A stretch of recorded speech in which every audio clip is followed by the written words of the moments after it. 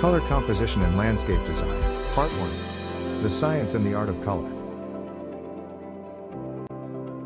A video presentation by Land Arch Concepts, Innovation in Landscape Architectural Design. Overview of the series. Part 1. The science and the art of color. Part 2. Color in the landscape generally. Part 3. Color in hard landscape design. Part 4. Color in soft landscape design. Part 5. An Eastern perspective. Part 1. The science and the art of color.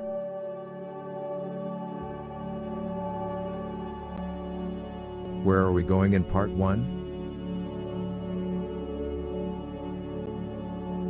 Introduction and overview. Human sensory perception. What is color scientifically? Mechanics of visual and color perception. What is color artistically? Properties of color, color theory.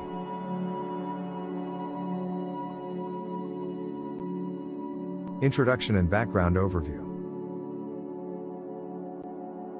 Landscape design is an integrated and holistic profession. It consists of many different professions encapsulated in one discipline. Land surveying, soil science, botany, ecology, geography, environmental science, horticulture, arboriculture, turf culture, forestry, architecture and planning, art, design, construction and engineering, contract and project management. We work very closely with people. And we specifically design landscapes for people, because people, whether they perceive it or not, actually live their lives in the landscape. The houses where you live, with their associated gardens, all sit in the wider landscape. As do all the small villages where your houses preside, like this one in Buckinghamshire, England. Same goes for all the big cities, for example, Rio de Janeiro, Brazil, New York, in the USA, or Paris, France. From all these aerial photos, we can see that no matter how big the city, or how small the village, all sit within the wider landscape. Though we may not necessarily perceive this at ground level, because our view is blocked by architecture.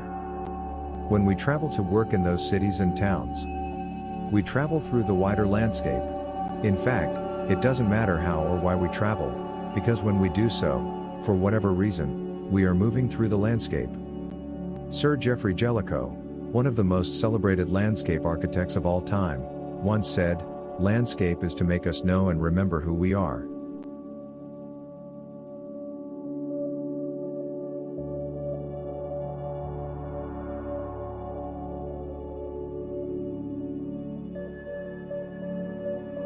The spaces through which we move are clothed, framed and delineated by the landscape. Landscape design is the greatest art form. We work with time, the fourth dimension of design.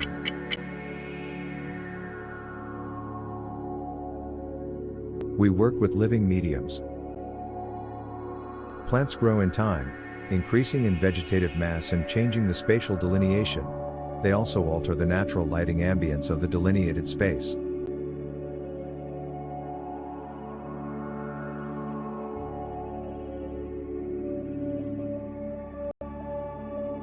Plants change with the seasons. Spring, summer, Autumn. Winter.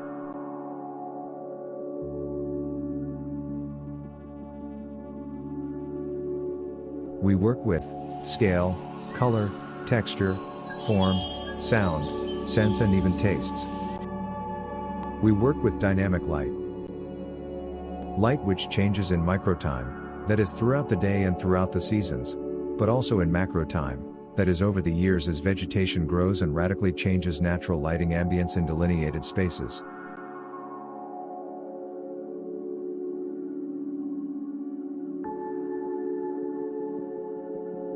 We work with people.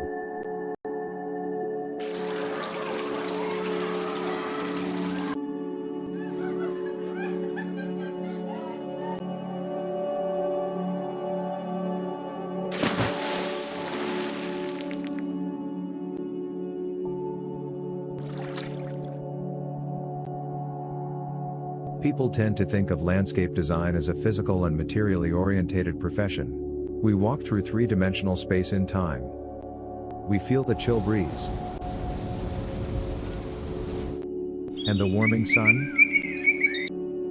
We hear the sounds of nature, of flowing water, the leaves of trees above, rustling in the wind, and beautiful melodic birdsong. We see all the colors, their multitude of tones and saturations by light. We see all the forms, and the scale and proportions of elements. We see and feel all the various textures.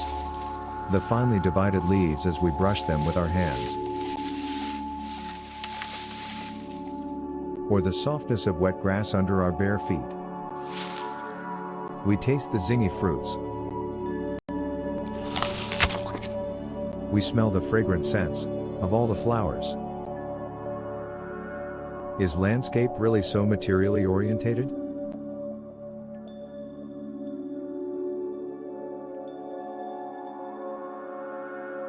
Landscape is equally a psychological design profession. It is actually founded in human sensory perception.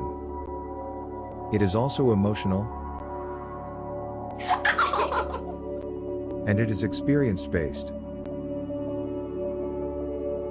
The end result of good landscape design is Gestalt, a whole greater than the sum of its constituent parts.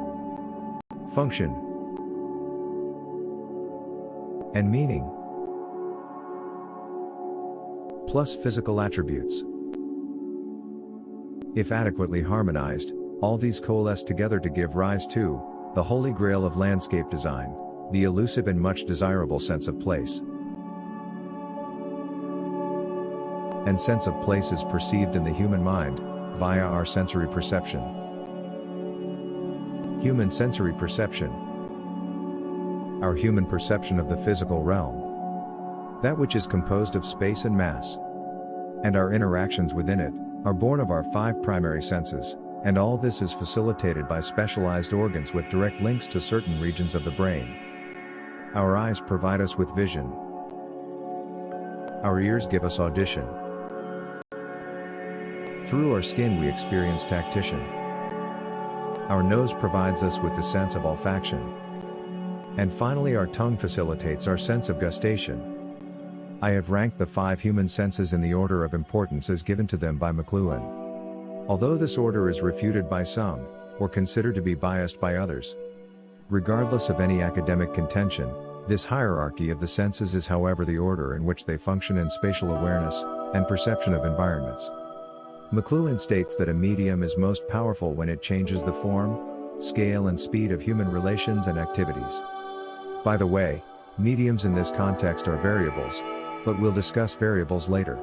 So, from most powerful to least powerful, normally sight is the number 1 sense, hearing is number 2, touch or skin sensations are the number 3 sense, smell is number 4, and finally taste is number 5.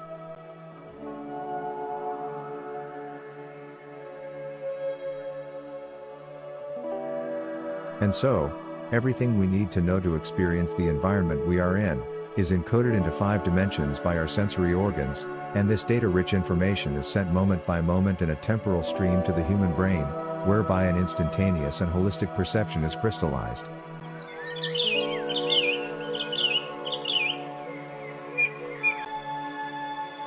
Different regions of the human brain control the crystallization of the senses into our perception of reality. In some people, a particular sensory impairment can accentuate other senses to become dominant, thus compensating for the impairment. For example, hearing and smell in place of sight.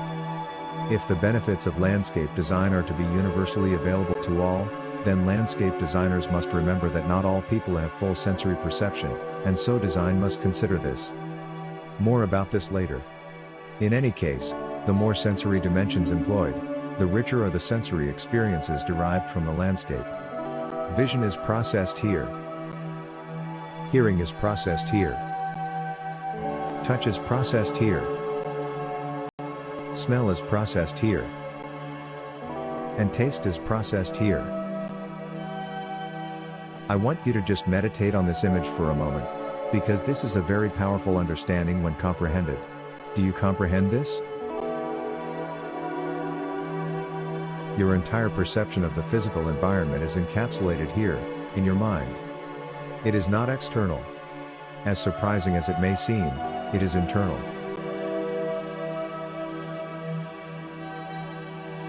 We perceive the outer physical world of reality, in the inner world of our minds.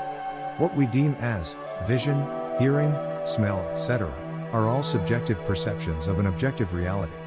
We are not normally aware of how internal our perceptions are, how unique and personal they are, or how biased they might be. A good landscape designer must understand this. How else are they going to create valuable experiences for the users of a landscape, park or garden? The objective of all art, and especially landscape design, is to primarily create a pleasing emotional experience. If designed well, it is a deeply sensual experience. So, we have established that our 5 primary senses read the environment, and then instantaneously our brain creates our inner personal perception of the outer reality. Let me just reiterate, vision is the most powerful of all the senses. With the visual sense, we perceive the variable of texture. With the visual sense, we perceive the variable of form and scale. And with the visual sense, we perceive the variable of color. There are other variables perceived by the visual sense, but I do not want to discuss these here. The important thing to remember here is that vision is the most powerful sense. And color is the first variable perceived.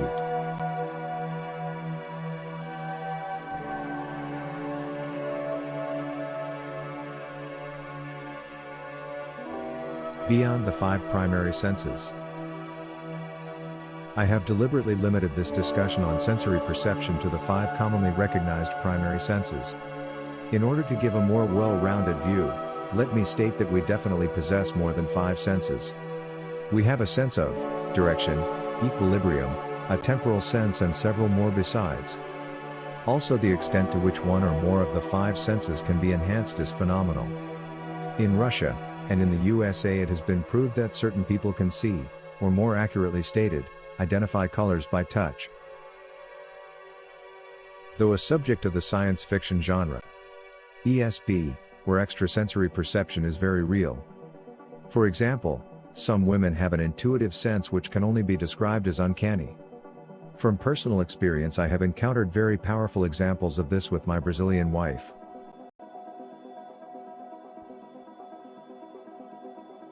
What is color scientifically?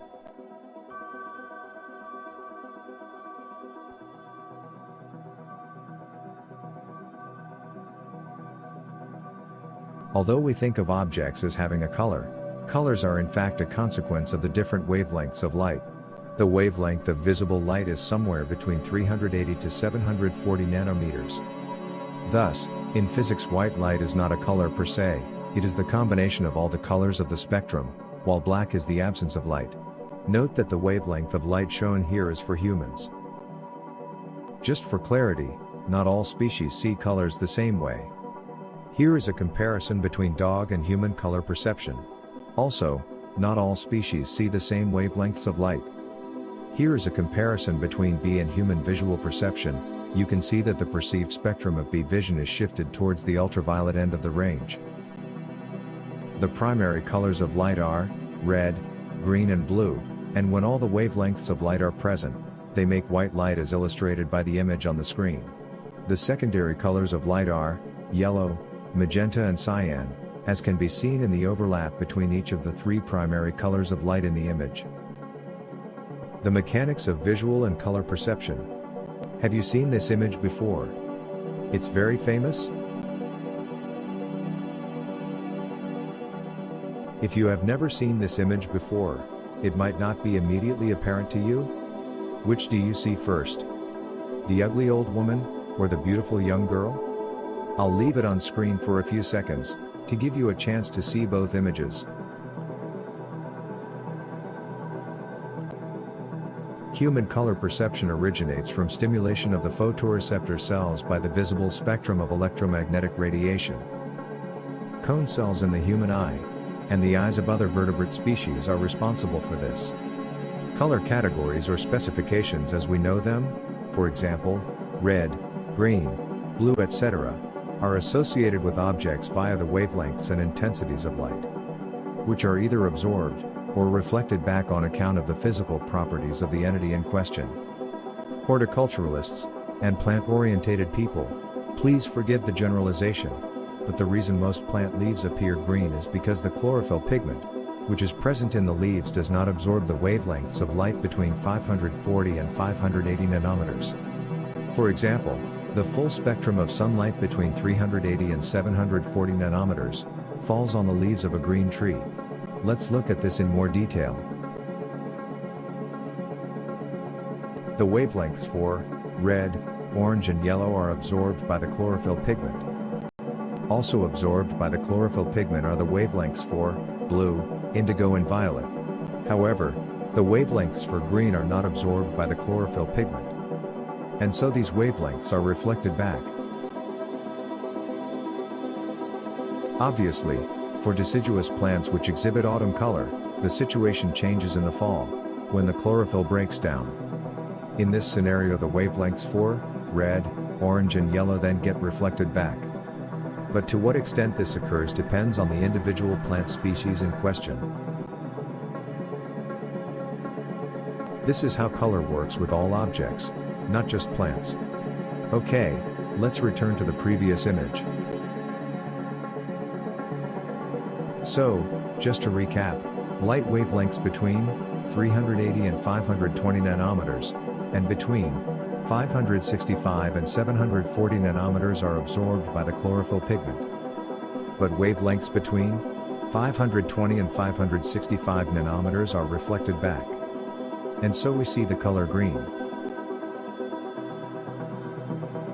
So, these wavelengths are absorbed by the human eye.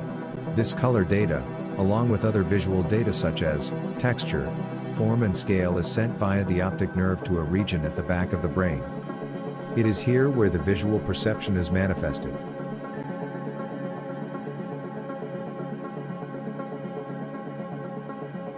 Other non-visual dimensions of sensory data from the environment also augments the experience-based perception of reality, reinforcing it, making it 4 or even 5-dimensional. This other non-visual data which augments the visual experience of the tree could be the sound of its leaves rustling in the wind on a chilly day, in this case recalling a negative memory. Or perhaps a positive experience, where this particular tree provided welcome shade from the hot sun, and a degree of privacy and sense of security for a romantic moment. Another positive experience-based example might be the juicy taste of the tree's fruit, picked and eaten randomly when thirsty while walking around a garden. The visual image of the tree might become associated with the delightful fragrance of its flowers. Or perhaps the tree is ancient, and thus the association provides an eerie temporal link from the present to the past.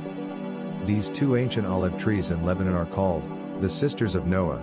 They are deemed to be around 6,000 years old, and so are the oldest trees in the world.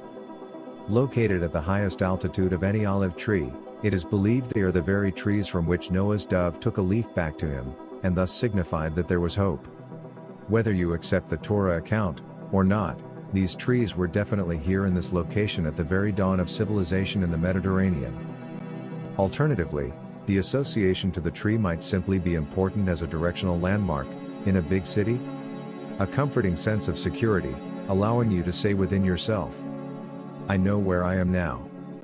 All of these many variables come together to create the experience of landscape, And color is just one part of the bigger picture, but it's a big part. So, color perception is an aspect of the visual sense of the species, and it is the first variable to be read from the environment. Remember that I said earlier, that perception is individual? Everybody sees colors differently, and this is especially so in the tonal range. Close to the extremities of a color range, what some people call red, might be considered orange by others, but in any case, your red and my red are not the same red. It has been estimated that we humans can distinguish around 18 decillion different colors in physical reality, and that's an awful lot of variation. Just consider how many colors and tonal variants are present in that landscape scene on screen now. Just to emphasize that enormity of color perception which we humans possess. Here is what 18 decillion looks like written out in full. It is 18 with 33 zeros. What is color artistically and architecturally? For interest, this architecture on screen is based on a Mondrian painting. It shows how color can be used to inject art into functional architecture. We now need to introduce an important distinction between the primary and secondary colors of light, and those of pigments. The primary and secondary colors of pigments are not the same as the primary and secondary colors of light.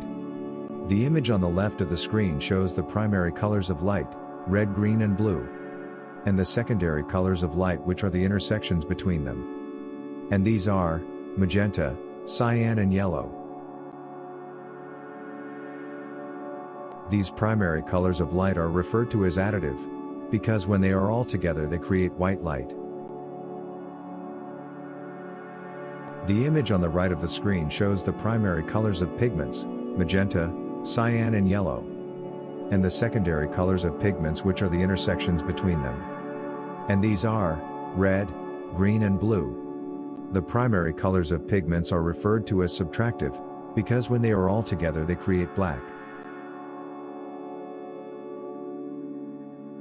If you study the two images carefully, you will see that they are perfectly inverted.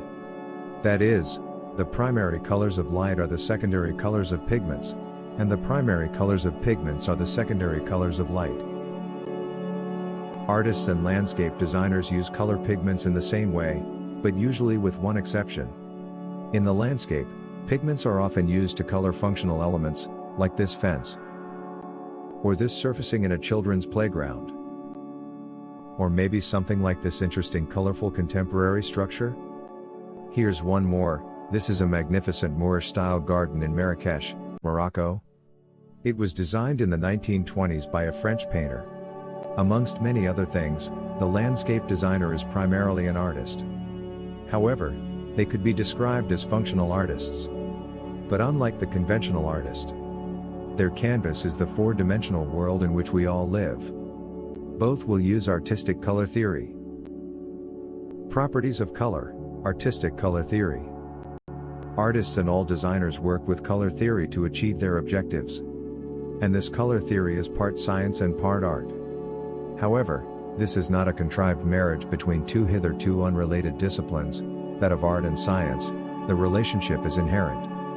It was there all along, waiting for us to discover it. There is a clear and logical order with colors, and how they relate to one another, and how we as humans psychologically process their reception.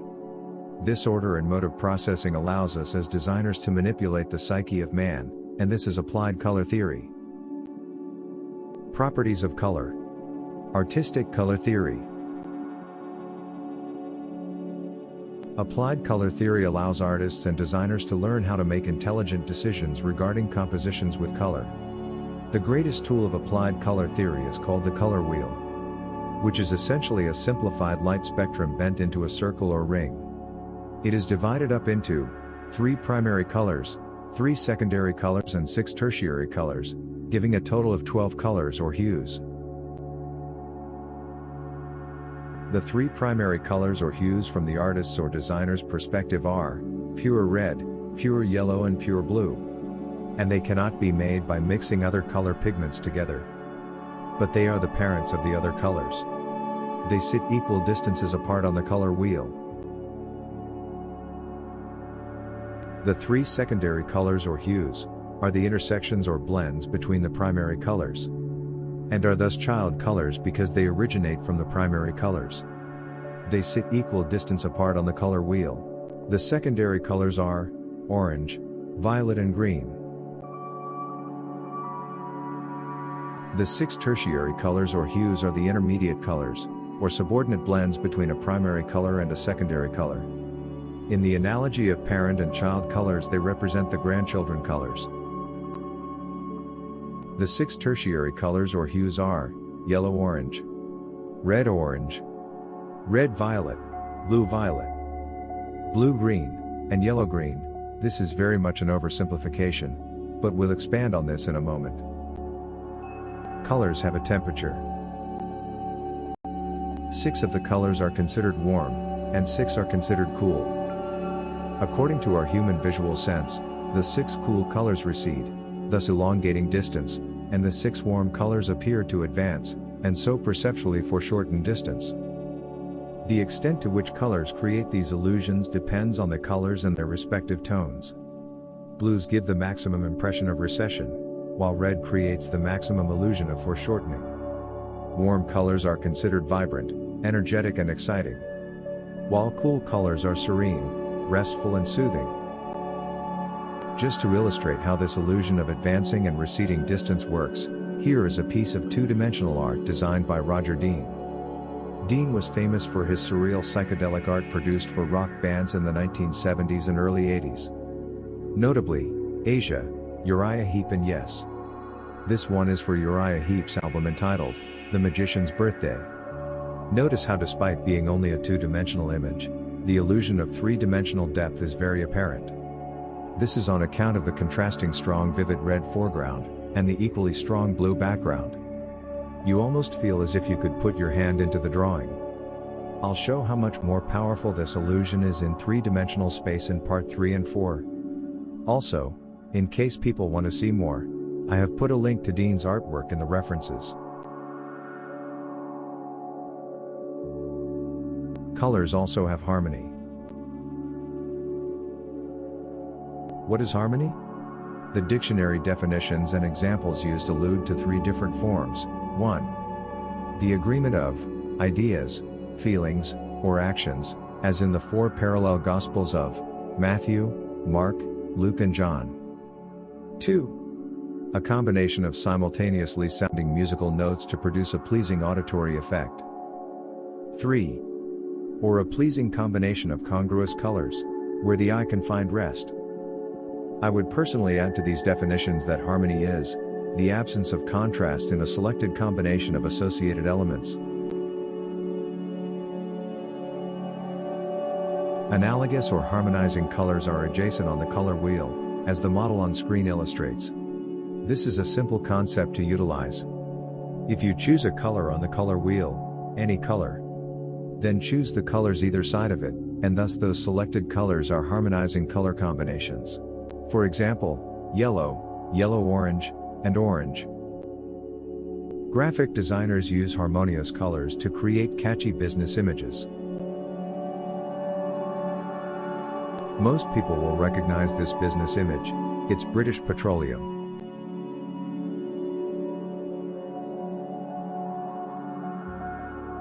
As you can see, the colors are straight off one side of the color wheel. Yellow, yellow-green, and green. Artists use these concepts of color harmony all the time, in their paintings. Photographers too. Those who are not trained in the art or design disciplines do not consciously recognize it, but we are consistently bombarded with very contrived images all the time. There is nothing accidental or random about this photograph. The model was purposely chosen because of her yellow blonde hair, and her light brown suntan. Her pale yellow skirt and top were likewise equally selected, the objective being that she would harmonize perfectly with the yellow car. Even her gladiator lace-up sandals were selected for their harmonizing color. The finishing touch was the contrasting background of the blue sky, and the bright sun highlights on the paintwork to create three-dimensional depth to the image. Techniques tapping into our perceptual psychology of color, as already mentioned. Colors also have contrast. What is contrast? The dictionary definition is the state of being strikingly different from something else in juxtaposition or close association. Contrast and the color wheel. The model above is typical of what you will find in books on landscape design, architecture, interior design, photography and art. That is, the contrasting colors are directly opposite on the color wheel. So according to standard color theory, blue is complementary to orange, red is complementary to green, and yellow is complementary to purple. Here are the contrasting, or so-called complementary colors in pairs: red with green, yellow with purple, and blue with orange. Look at these for a few seconds, and see what you think about them. Me personally, I'm okay with the green and red, and with the blue and orange, but I dislike very much the yellow and purple association. This is highly subjective and possibly unique to me, because that combination is used, and it does work. It is just that I don't like it. There may be a good reason that I have an issue with one particular combination, or that you might personally have issues with other combinations. Remember, I said perception is psychological and it takes place in the mind. When I was talking about the professionals who utilize color theory, I forgot to mention the fashion designers. So, let's consider the previous complementary or contrasting color associations from the perspective of contemporary fashion, just to make the point that they work. Whether or not you like them all, however, is subjective opinion. First, green and red, and while we are considering this, as an aside, notice that the photo is contrived again. This time the partially green wall was selected deliberately for the photo shoot. Now purple and yellow. And I have to admit I find this particular version of this combination okay, because the yellow is softer. But I did not like the strong version of this in the previous color squares. Finally, the orange and blue association. It's a very vibrant combination. Complementary colors are not as simplistic and definitive as some would like them to be, and this is because of the psychology of human color perception.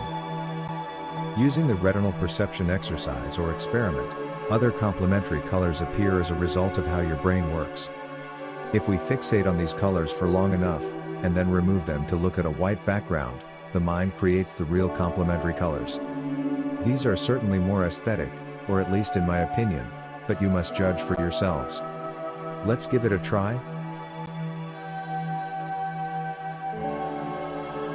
What we are going to illustrate here is the phenomenon called retina persistence. From the colors displayed on the screen, your mind will create the true complementary colors. All you have to do is focus on the black dot in the center of the screen. You must maintain your concentration on this dot for around 20 seconds. At the end of the 20 seconds, the color squares will be removed. Then on the plain white screen your perception will create an hallucination, and this hallucination will show you the true complementary colors. Are you ready? I will count you down from 20 seconds. Here we go. 20, 19, 18, 17, 16, 15, 14, 13, 12, 11, 10, 9, 8, 7, 6, 5, 4, 3, 2, 1.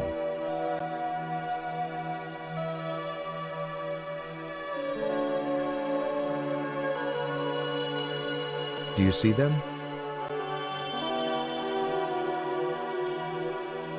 These are the complementary colors which your mind showed you. Thus, from the retina persistence experiment, we see that our perception implies that the true complementary colors are not exactly opposite in the color wheel, they are in fact slightly offset, as can be seen from these images. So, picking on just one of them as an example, orange and blue, it works visually. But orange and yellow, however, works better. I don't know for sure, but to me, it almost seems to be that there is a variable range, which is different for each color. This in effect gives us shades of acceptability between two extremes. Orange and blue are acceptable, but clearly yellow and blue are even more acceptable. If we look at another one, this time the red and cyan, or the red and green complementary pairs, we instantly can see that the offset is less. The range of acceptability has appeared to diminish. I would just add here that this is a personal observation and determination by me. I have not read anything along these lines in any literature on color. Logically, however, if the two opposite complementary colors are acceptable, and the two complementary colors created by the mind are even better, then any color between the two on the shortest circuit around the wheel must therefore also be acceptable? You must decide for yourselves what you think.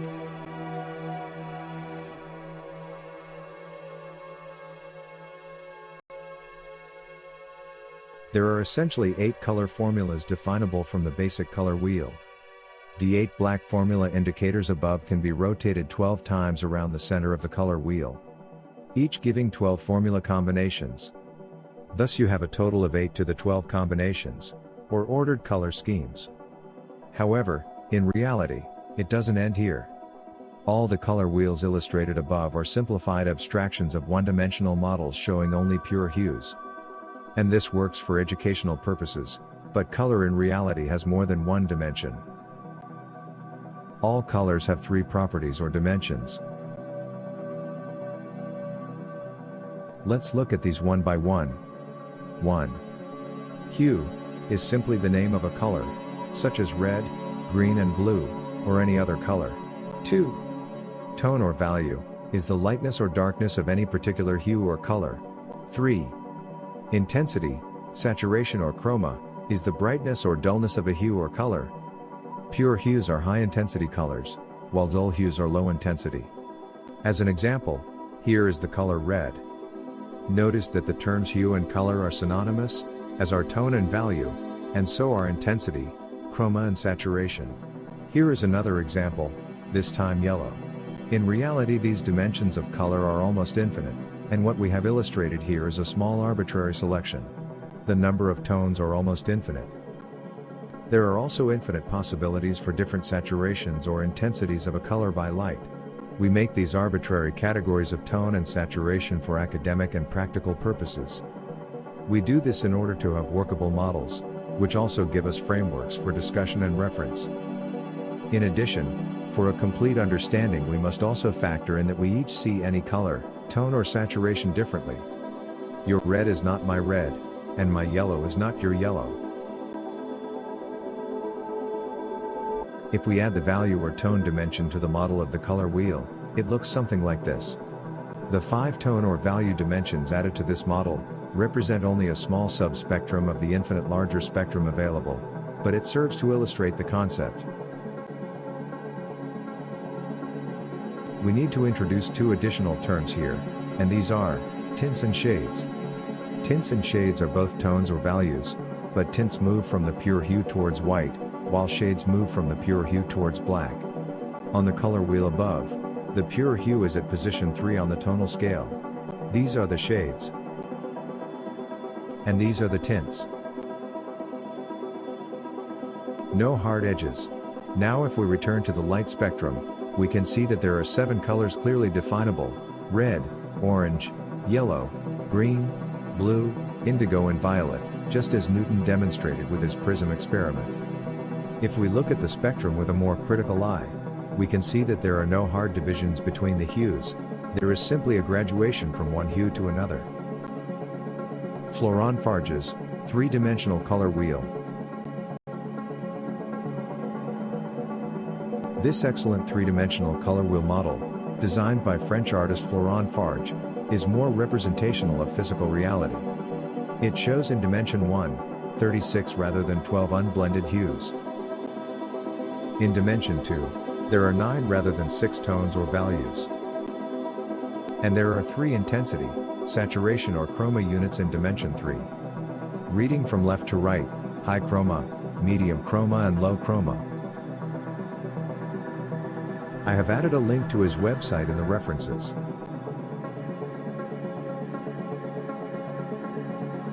This concludes part 1, The Science and the Art of Color.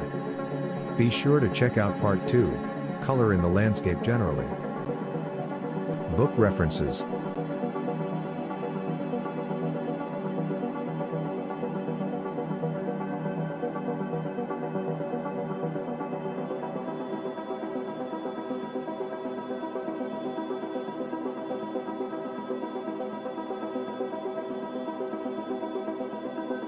web, and additional references.